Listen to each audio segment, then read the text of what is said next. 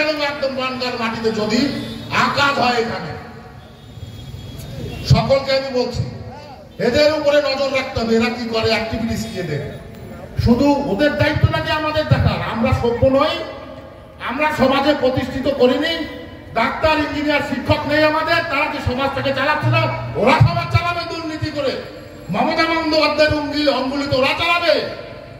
ওরা কোথা থেকে চালায় এদের উপর নজর রাখুন। আরে আমরা এত মানুষ আছি, 10টাকে ধরছে, 10টাকে ধরার পরে দেখাচ্ছে ওদের মজা। ঠিক আছে, 4 বছরের জন্য ট্রান্সফার হয়ে এখানে আসে, এখানে ইতিহাস জানে না। এখানে রসিকে বলছি, এই গাইঘাটা ঠাকুরনগরে এতদা এলাকার হিস্ট্রি সম্পর্কে কোনো আইডিয়া আছে?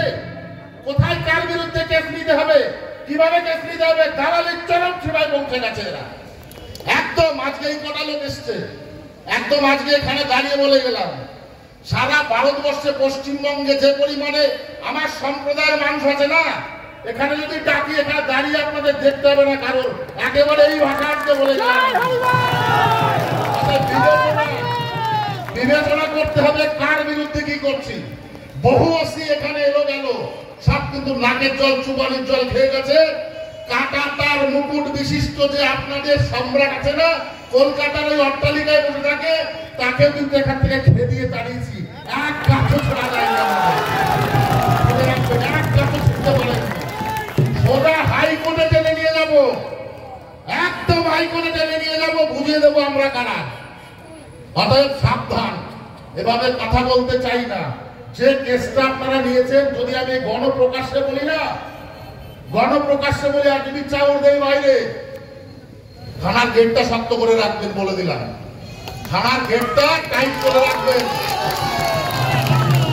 ভয় আমাদের শুধু নেই, ভয় পেতে হবে। কত পুলিশ আছে এই রাজ্যে? 70 লাখ পুলিশ আছে, মানুষ আছে 5 কোটি মানুষ আছে।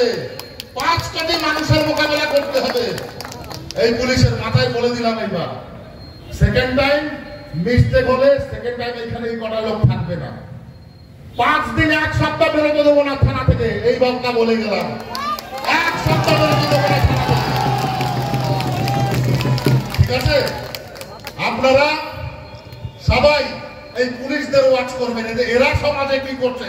আপনাদের প্রত্যেকটা লোকের দায়িত্ব এদের নোংরামি, এদের চালাকি, এদের বদমাইশি নজর রাখা।